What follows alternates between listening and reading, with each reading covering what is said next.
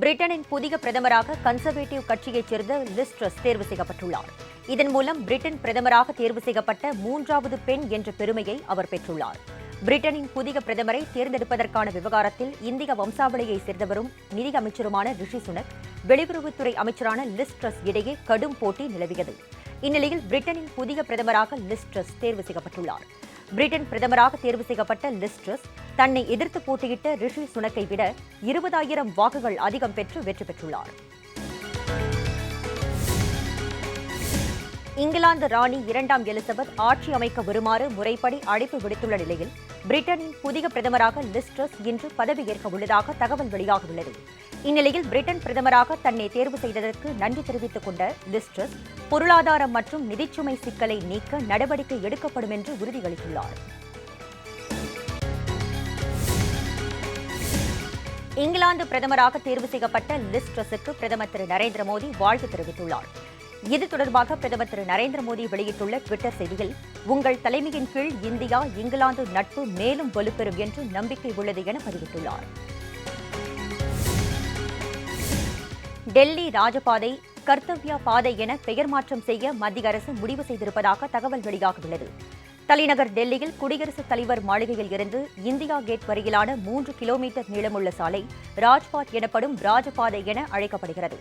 இங்கு ஆண்டுதோறும் குடியரசு மற்றும் சுதந்திர தின விழா கொண்டாட்டம் நடைபெறும். இந்நிலையில் ராஜ்பாத் என்ற பெயரை கர்த்தவ்யா பாத் என பெயர் மாற்றம் செய்யப்பட்டதாக தகவல் வெளியாகியுள்ளது.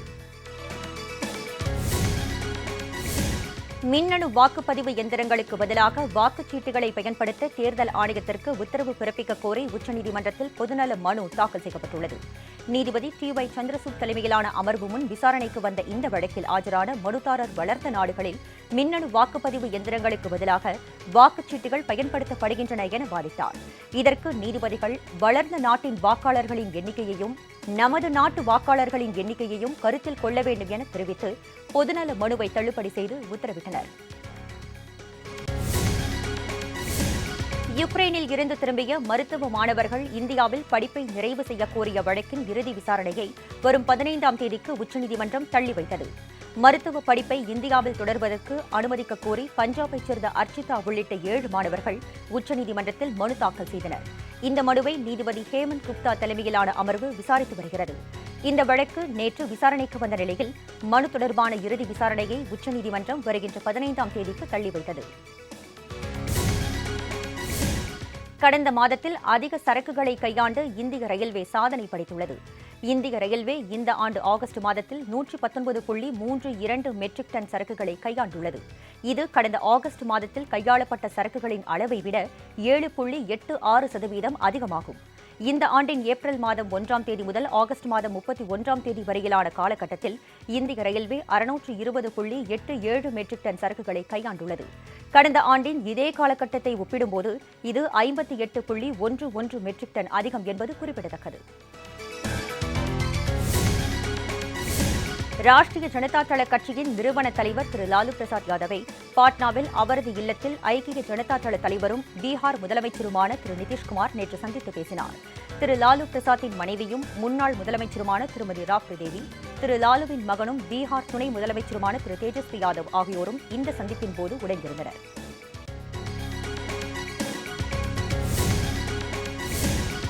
குஜராத் மாநிலத்தில் காங்கிரஸ் கட்சி ஆட்சிக்கு வந்தால் சமையல் எரிவாயு சிலிண்டர் 500 ரூபாய்க்கு வழங்கப்படும் என்று அக்கட்சியின் மூத்த தலைவரும் நாடாளுமன்ற உறுப்பினருமான திரு ராகுல் காந்தி தெரிவித்துள்ளார்.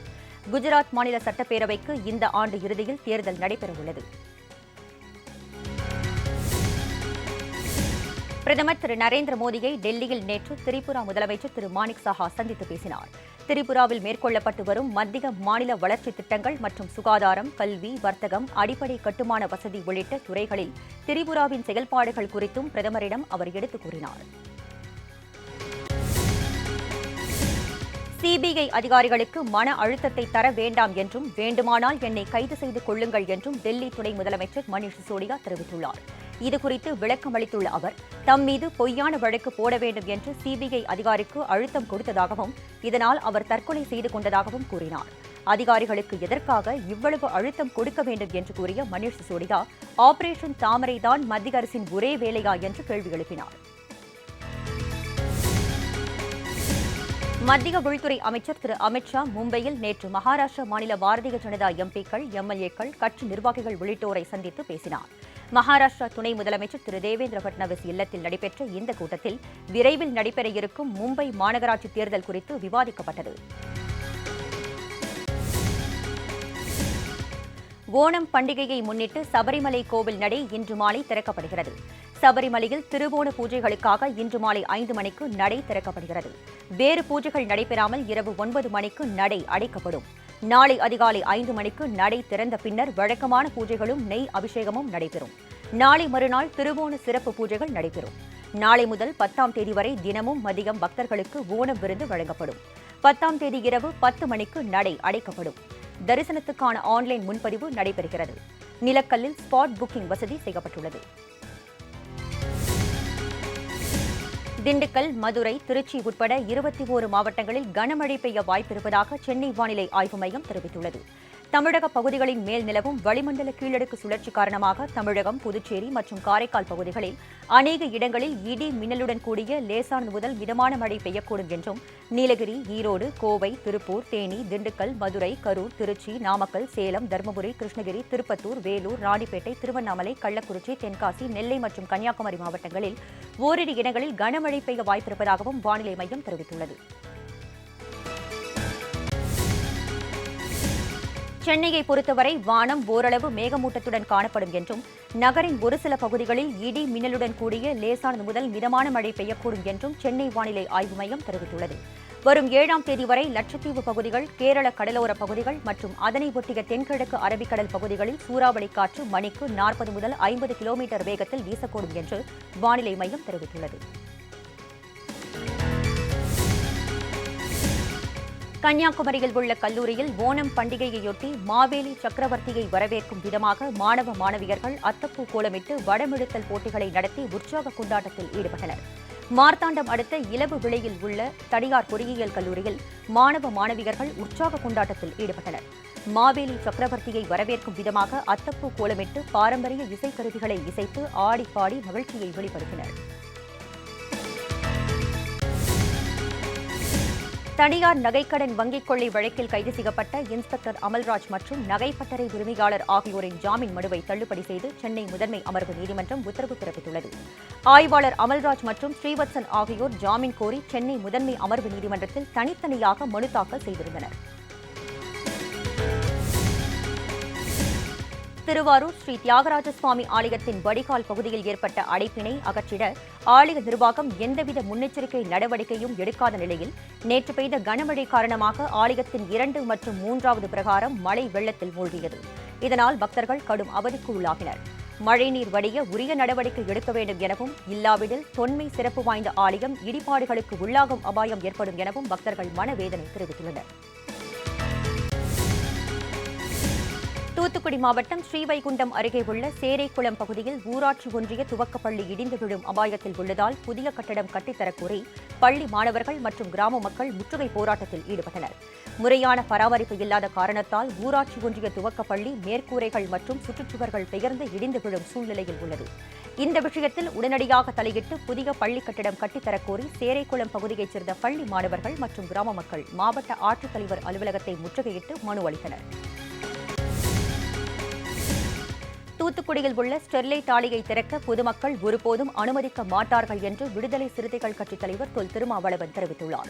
தூத்துக்குடி விமான நிலையத்தில் செய்தியாளர்களை சந்தித்த அவர், பரந்தூர் விமான நிலைய இடம் கைப்பற்றுவதற்கு முன் மக்களின் கோரிக்கையை தமிழக அரசு பரிசீலனை செய்ய வேண்டும் என்றும் வலியுறுத்தியுள்ளார்.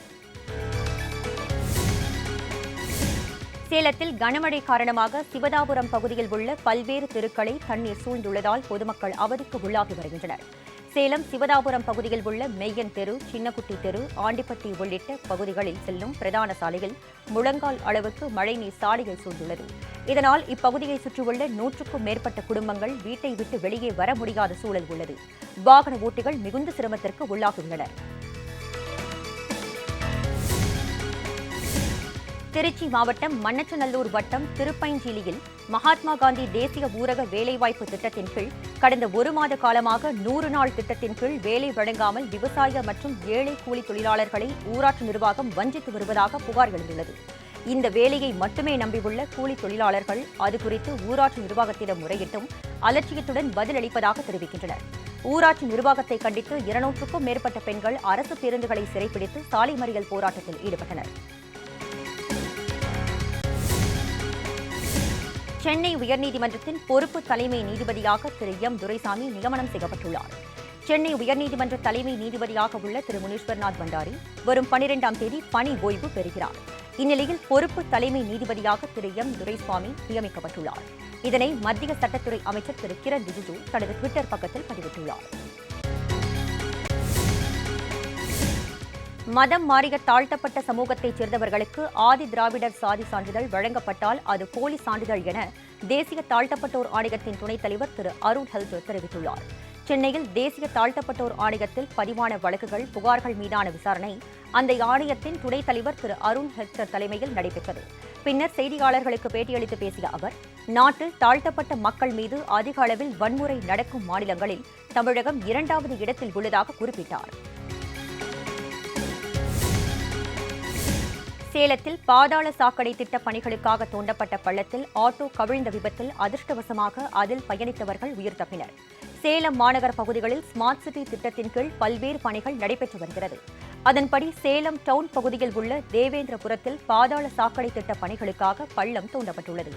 இந்நிலையில் அந்த வழியாக சென்ற ஆட்டோ ஒன்று பள்ளத்தில் நிலை தடுமாறி கவிழ்ந்தது.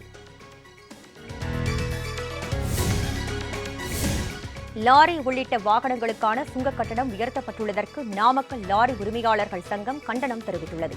நாமக்கலில் செய்தியாளர்களிடம் பேசிய அச்சங்கத்தின் செயலாளர் திரு அருள், சுங்க கட்டண உயர்வால் லாரி வாடகை மற்றும் காய்கறி உள்ளிட்ட அத்தியாவசிய பொருட்களின் விலை உயரும் என குறிப்பிட்டார்.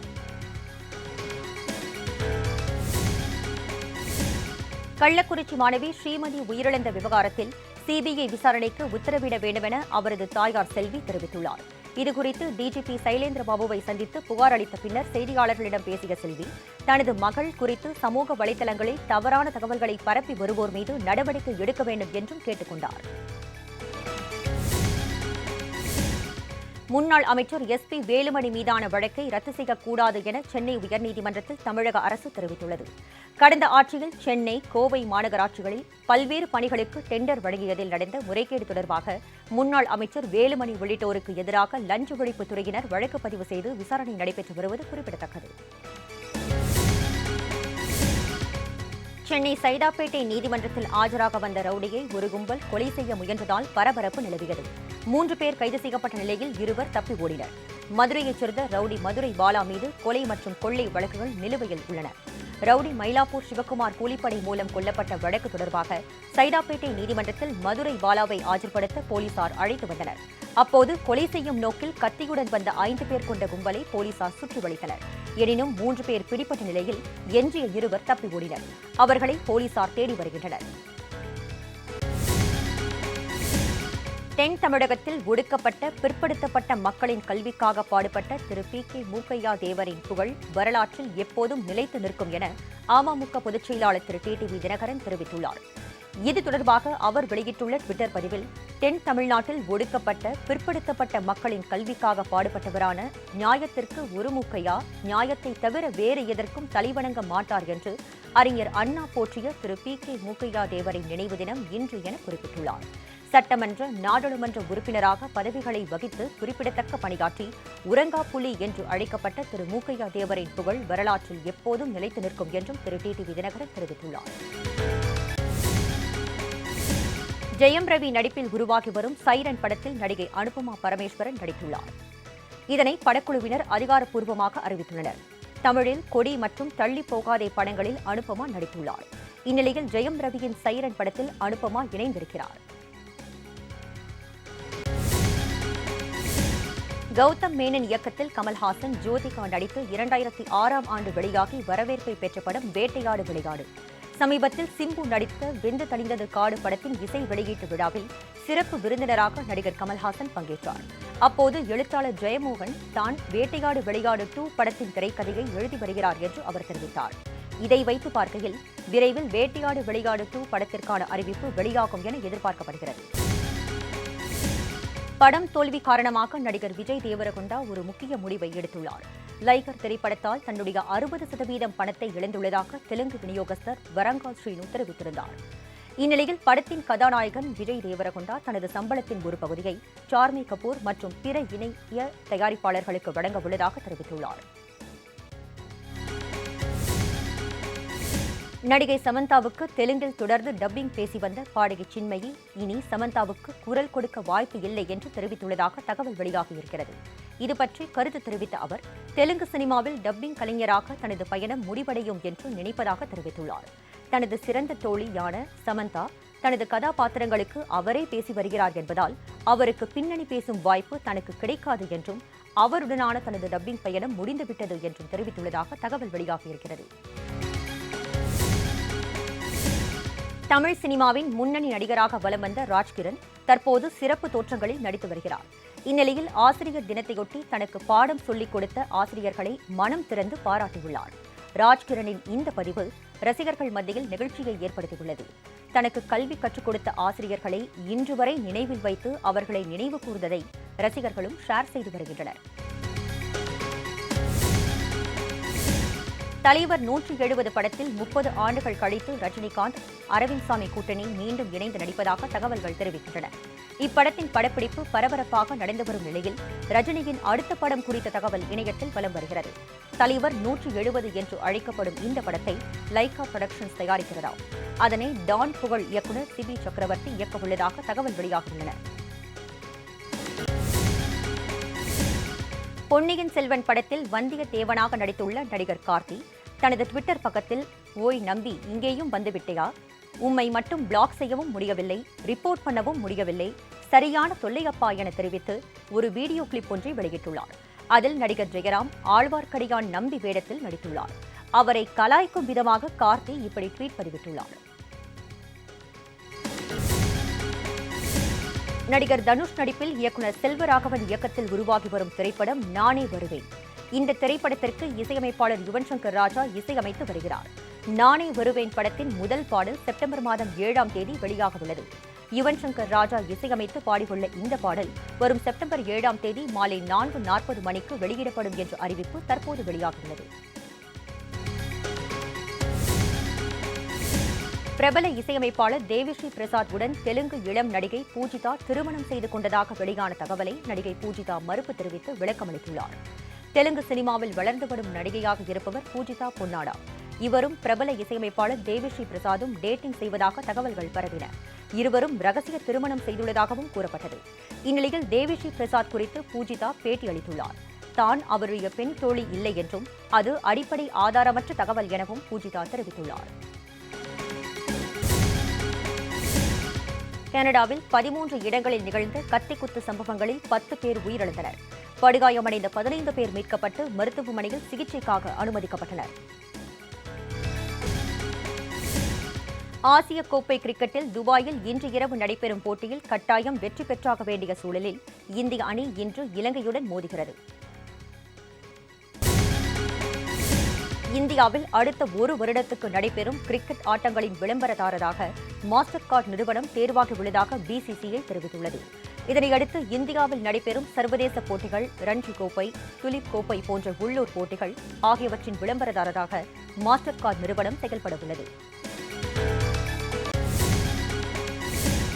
திருப்பத்தூர் மாவட்டம் ஆம்பூர் அருகே மின் ஊழியர்களின் அலட்சியத்தால் கிராம மக்கள் 2 நாட்களாக மின்சாரம் இல்லாமல் தவித்தனர். பெரிய தோட்டாளம் ஆத்தோர காலனி பகுதியில் காற்றுடன் கூடிய மழை பெய்ததால் மின் கம்பிகள் அறுந்து சாலையில் விழுந்தன. இதுகுறித்து வடகாத்திப்பட்டி மின்வாரிய அலுவலகத்திற்கு அப்பகுதி மக்கள் புகார் அளித்து அதனை சரி செய்ய ஊழியர்கள் வரவில்லை என்று கூறப்படுகிறது.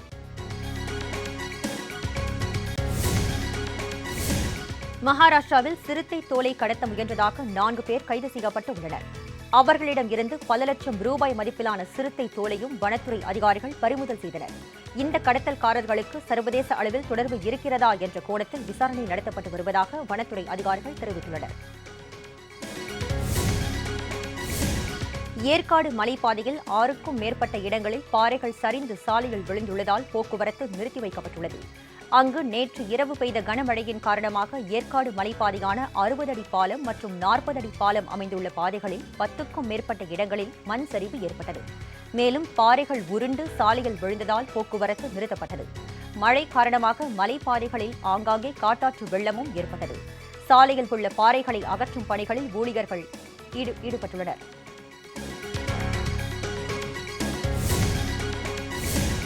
டாடா சன்ஸ் முன்னாள் தலைவர் சைரஸ் மிஸ்த்ரி மகாராஷ்டிராவில் கார் விபத்தில் உயிரிழந்தது குறித்து புதிய தகவல் ஒன்று வெளியாகியுள்ளது. காரை பிரபல மகப்பேறு மருத்துவரான அனஹிதா ஓட்டி வந்தபோது சூர்யா நதி மீது இருந்த பழைய புதிய என இரு பாலங்களில் எதில் செல்வது என தெரியாமல் குழம்பி பின்னர் பழைய பாலத்தில் செல்ல முயற்சித்த போது வேகமாக சென்ற கார் கட்டுப்பாட்டை இழந்து சாலை நடுவே இருந்த டிவைடரில் மோதியுள்ளது. இதில் சீட் பெல்ட் அணியாமல் பின் இருக்கையில் அமர்ந்திருந்த சைரஸ் மிஸ்ரியின் தலை முன்பக்கமாக மோதி பலத்த காயமடைந்து அவர் உயிரிழந்ததாக தெரிவிக்கப்பட்டுள்ளது. கேரளாவில் கடந்த சில தினங்களாக கனமழை பெய்து வரும் நிலையில் இன்று முதல் அதி கனமழை பெய்ய வாய்ப்புள்ளதாக இந்திய வானிலை ஆய்வு மையம் எச்சரித்துள்ளது. திருவனந்தபுரம், கொல்லம், பத்தனம்திட்டா, இடுக்கி ஆகிய 4 மாவட்டங்களுக்கு ரெட் அலர்ட்டும், கோட்டயம், ஆலப்புழா, எர்ணாகுளம் ஆகிய மாவட்டங்களுக்கு ஆரஞ்ச் அலர்ட்டும் விடுக்கப்பட்டுள்ளது.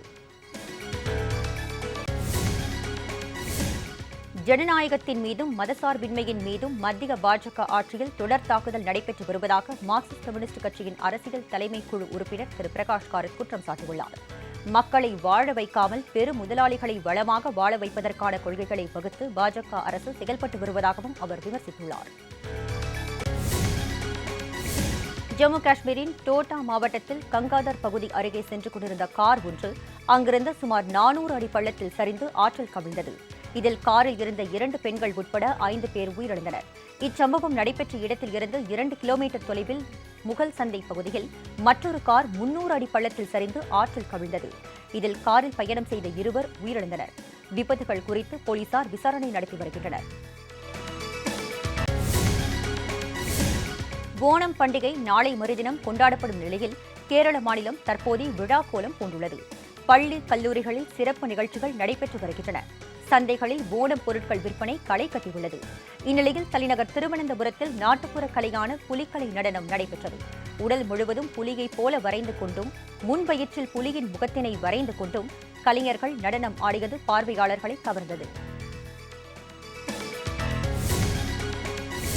சேலத்தில் விடிய விடிய பெய்த மழையால் 200க்கும் மேற்பட்ட வீடுகளுக்குள் மழைநீர் புகுந்தது. கனமழையால் ஏற்கனவே சேலத்தில் உள்ள தாழ்வான பகுதிகளில் தண்ணீர் சூழ்ந்த நிலையில் ஏற்காட்டில் இருந்து வரும் மழைநீரும் சேர்ந்து தண்ணீர் பெருக்கெடுத்து ஓடியது. இதனால் மழைநீர் அனைத்தும் சேலம் 4 ரோடு பகுதியில் உள்ள ஓடையில் திறந்துவிடப்பட்டது. அந்த ஓடை தூர்வாரப்படாமல் ஆக்கிரமிப்பு செய்யப்பட்டுள்ளதால் மழைநீர் முழுவதும் சாலையில் வெளியேறியது. இதனால் அங்குள்ள கோவிந்த கவுண்டர் தோட்டம் பகுதியில் இருக்கும் வீடுகளுக்குள் மழைநீர் புகுந்தது. மேட்டுப்பாளையம் உதகை இடையே மலை ரயில் பாதையில் மண் சரிவு ஏற்பட்டிருப்பதால் 2வது நாளாக இன்றும் ரயில் சேவை ரத்து செய்யப்பட்டுள்ளது. ரயில் பாதையில் விழுந்த பாறைகளை உடைத்து இருப்பு பாதையை சீரமைக்கும் பணியில் 30க்கும் மேற்பட்ட ரயில்வே ஊழியர்கள் ஈடுபட்டு வருகின்றனர். இந்த பணிகள் நிறைவடையாததால் 2வது நாளாக மலை ரயில் சேவை இன்றும் ரத்து செய்யப்படுவதாக ரயில்வே நிர்வாகம் தெரிவித்துள்ளது. திருவள்ளூர் மாவட்டம் திருத்தணி அருகே வீட்டின் பின்புறத்தில் கஞ்சா செடி வளர்த்து வந்த இளைஞரை தனிப்படை போலீசார் கைது செய்தனர். அகூர் கிராமத்தில் இளைஞர் ஒருவர் வீட்டில் கஞ்சா செடி வளர்ப்பதாக போலீசாருக்கு ரகசிய தகவல் வந்தது. இதையடுத்து தனிப்படை போலீசார் சக்திவேல் என்பவர் வீட்டில் சோதனை நடத்தினர். அப்போது சக்திவேல் தனது வீட்டின் பின்பக்கத்தில் 9 அடி உயரமுள்ள கஞ்சா செடியை வளர்த்து வந்தது தெரியவந்தது. இதையடுத்து அவற்றை போலீசார் பறிமுதல் செய்தனர்.